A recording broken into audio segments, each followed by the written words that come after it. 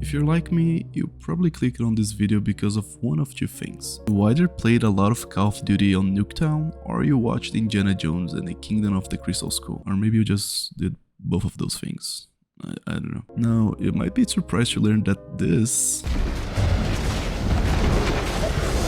was a real thing. The Nuketown is a concept popularized primarily by the fourth entry of the Indiana Jones franchise, with that totally real, unbelievable scene where he escapes a nuclear explosion by getting inside a refrigerator. And that later inspired the Call of Duty map. At first there's not much to see here. Generic houses, fancy cars, the American dream come true. But everything seems off. There's no movement, there's no life. And the people, they're not alive either. Well, most of the time. This is a completely artificial town built for one purpose only: destruction. The Nuketowns, or more correctly, the Doometowns, were built in the mid-20th century, following the events of Oppenheimer. After World War II and the Hiroshima and Nagasaki bombings, the Cold War set in. The race in the field of atomic bomb testing was on. As a result, countries like the United States, the United Kingdom and the Soviet Union, they needed a way to test the destruction power of their weapons. So they came up with the brilliant idea to just straight up build a town from the ground up for that.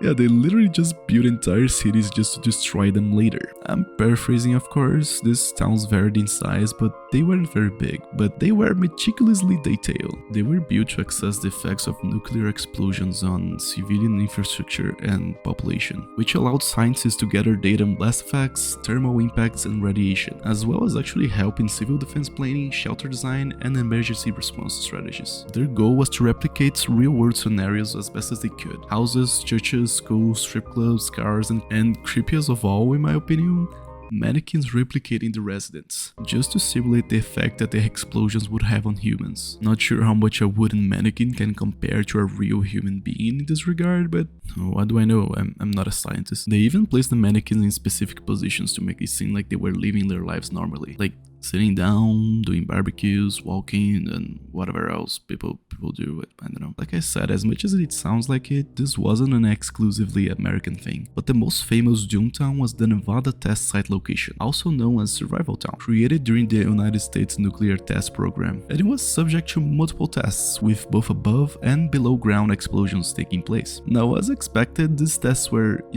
secret.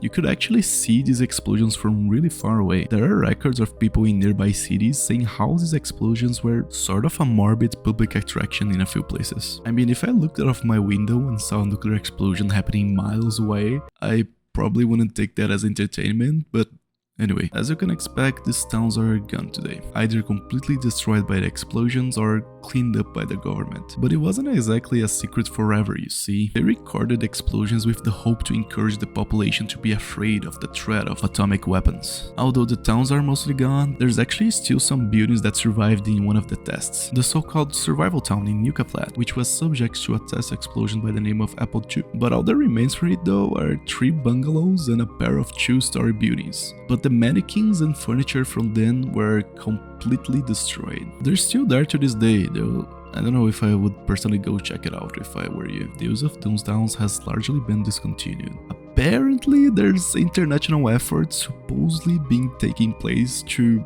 limit the test of nuclear weapons for the sake of humanity.